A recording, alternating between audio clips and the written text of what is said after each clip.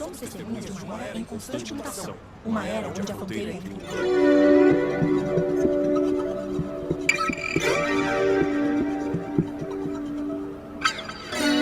A gente percebeu que as pessoas tinham muita dificuldade de entender o que é inteligência artificial.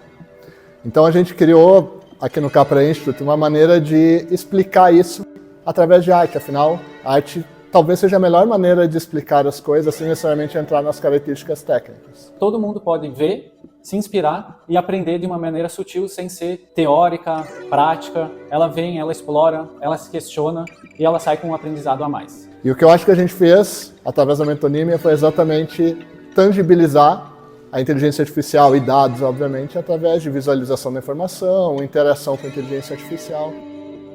Nosso contato com a inteligência artificial é cada dia mais frequente. A gente utiliza para revisar texto, gerar imagens, tirar dúvidas no dia a dia. Eu acho que precisa abrir a cabeça das pessoas com relação ao que a gente está vivendo agora, né? O mundo está sendo transformado pela tecnologia, pelos dados e pela própria inteligência artificial. A gente está sendo transpassado pelos dados sem a gente nem necessariamente perceber. É justamente o que a gente pode fazer com os dados que vão interferir na nossa vida, seja positivamente, seja negativamente. A gente tem a possibilidade de acelerar processos que antes dependiam de uma mente criativa humana, com tempo dedicado, técnica aprendida. A gente está com um acesso bastante gigantesco, quase ilimitado aos dados, seja por causa da internet, seja por causa dos nossos wearables que estão aí fiscalizando, olhando nossa saúde, batimento cardíaco, nosso sono. Uma pessoa pode utilizar dados para talvez aumentar a performance física no âmbito de saúde, no âmbito dos esportes. Muitas vezes a gente precisa tomar uma decisão ou basear algo no nosso dia a dia mesmo, não só em situações de trabalho. E se a gente tem informações prévias, né, de como aquilo normalmente ocorre, fica mais fácil de tomar nossas decisões no dia a dia.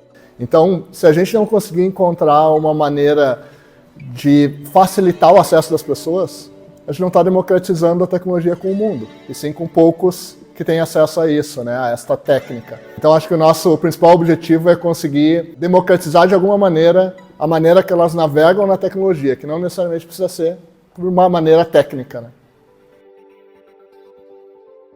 A inteligência artificial não é nada mais do que dados em movimento.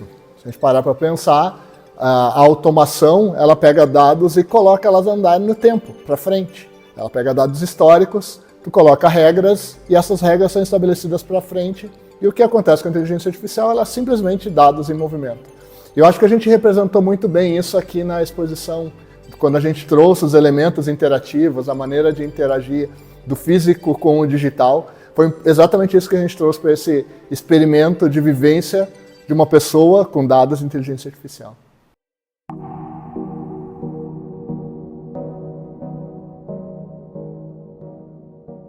Eu acho que a maneira de explicar dados atual, ela sempre necessita de um técnico para decodificar.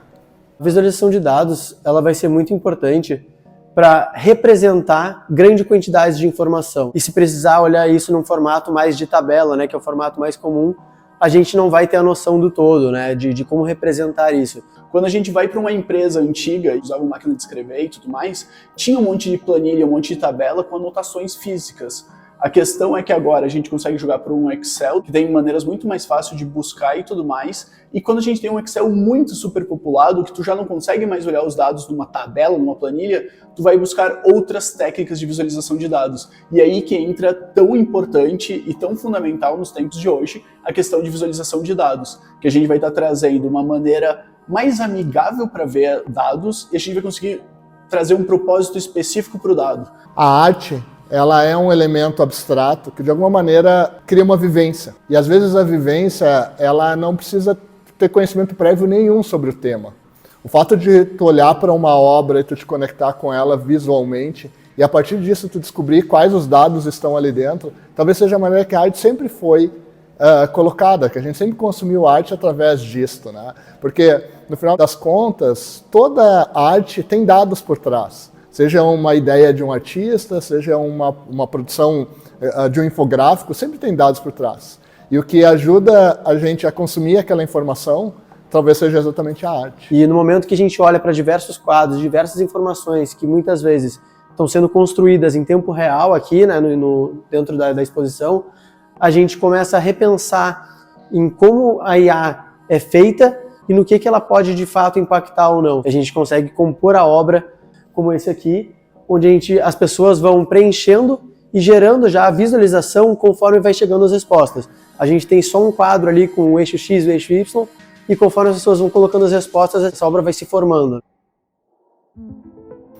Acho que a única maneira da gente conseguir entender a influência dos dados na vida das pessoas é olhar primeiro para a história, depois como ela está afetando a gente no tempo atual, nesse momento que a gente está vivendo, e a gente começar a perceber quais elementos disso vão nos afetar no futuro.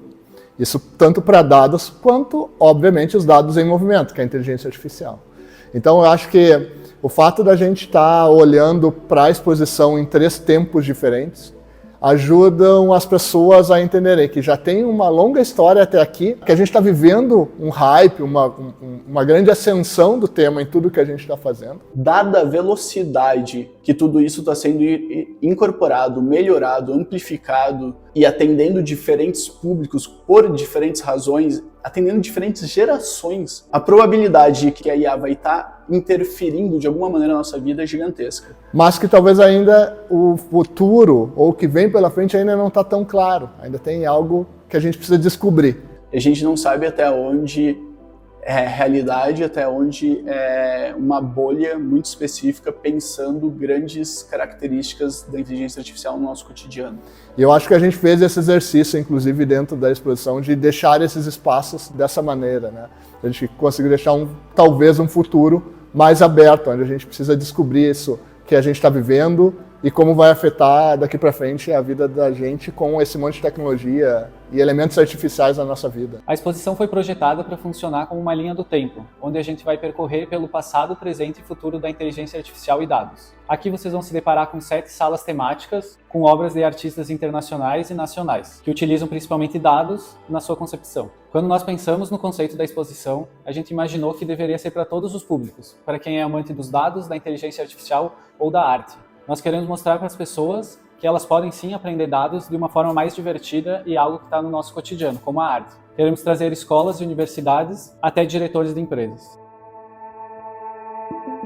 Mas a gente tem que tomar muito cuidado, porque a inteligência artificial muitas vezes ela pode estar enviesada conforme o banco de dados que alimentou ela. E ao mesmo tempo, a IA muitas vezes delira e traz informações que não são de fato informações verdadeiras. Não adianta pedir alguma coisa para ela a qual você não tem a mínima ideia de qual é o contexto daquilo e como é que funciona sem ser pela resposta que a IA te deu, né? Não dá para acreditar em qualquer resposta da IA generativa. Então a gente vai dar com um pensamento crítico muito mais baixo, porque a gente vai estar confiando muito na máquina, e isso pode ser um risco bem significativo para a maior parte dos pensamentos humanos sobre como a gente define como a sociedade tem que ser, já que é uma definição filosófico-social-política, mas também de alguns alunos não quererem fazer o exercício de pensar sobre um problema, já que para eles tinha pouco valor o pensar e refletir para solucionar um problema, já que a resposta estava pronta em algum outro lugar. Nosso cérebro deixou de ser um repositório de informação, já que a gente consegue transferir essas informações para um livro, para um caderno, mas o nosso cérebro ainda é uma máquina de processamento, que a gente cria conexões muito específicas a depender da vida de cada pessoa, ou seja, a história de cada pessoa, os conhecimentos incorporados e as vivências que acabaram recebendo dos seus familiares, do seu entorno e tudo mais. Talvez a gente esteja perdendo uma capacidade muito específica de criação, de processamento, de pensamento humano. Então talvez exista um certo risco de uma hiperutilização da inteligência artificial possa trazer uma certa perda para a inteligência humana, num sentido de menos pessoas utilizando ativamente o cérebro para pensar cenários e possibilidades. No momento que a gente tem tantas informações vindo de todos os lados ao mesmo tempo, a gente tem até um termo chamado infoxication, que são muitas informações que dificultam a minha tomada de decisão. E a inteligência artificial é um melhor exemplo disso. Quando ela é utilizada para amplificar nossas capacidades cognitivas, ela tem um potencial incrível, mas ela só amplifica e potencializa o que já existe. Ela não transforma e não Olha, parece que a tentativa de derrubar aqui o que eu tô tentando fazer, ela tá incansável. Então foi mais uma vez que o raciocínio foi interrompido, mas eu não vou desistir de trazer essa discussão, seja lá com quem eu estiver falando agora. Espero que eu esteja falando com alguém, espero que alguém esteja ouvindo e pensando. E aí vem uma questão. É lindo transferir e terceirizar a responsabilidade para a máquina, mas existem decisões que é o coletivo humano decidindo sobre o mundo. Então, eu acredito que esse pensamento crítico, esse pensamento analítico é muito relevante para a gente utilizar as máquinas sabiamente, mas mantendo nossa posição de poder, de definição e de formação coletiva e compartilhada entre todos os seres humanos. Acho que a exposição ela é uma expressão do que a gente está vivendo. Nos últimos anos eu viajei bastante, vi exposições em lugares muito legais, como o MoMA, entre outras exposições ao redor do mundo, que traziam elementos individuais de dados ou inteligência artificial expostos em espaços muito legais. E eu acho que quando a gente trouxe isso e realizou através do Capra Institute, a gente tentou trazer numa linguagem mais acessível, mas numa exposição temática, toda dedicada a dados de inteligência artificial. Então acho que a inspiração vem do mundo que está consumindo dados de inteligência artificial, mas eu acho que o fato de fazer ela dedicada, específica sobre o tema, é para a gente poder amplificar, democratizar o assunto.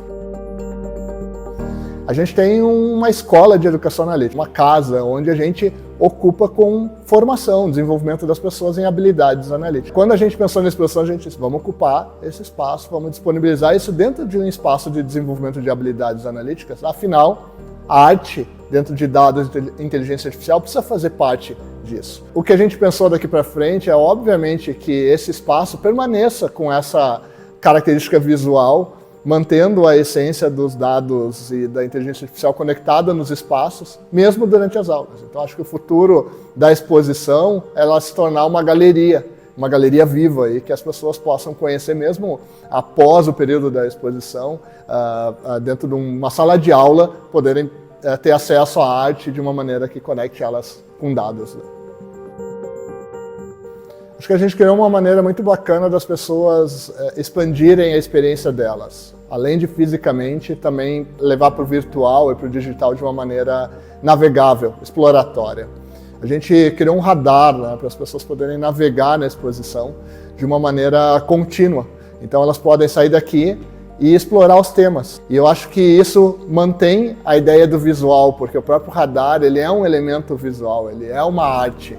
E isso a gente conseguiu fazer uma extensão da exposição para que as pessoas levem para casa, além, obviamente, do fato delas interagirem com as obras e terem suas interações diretas deixando suas mensagens dentro da própria exposição, que também ultrapassa o tempo atual e deixa para o futuro um legado aí do que a gente está construindo.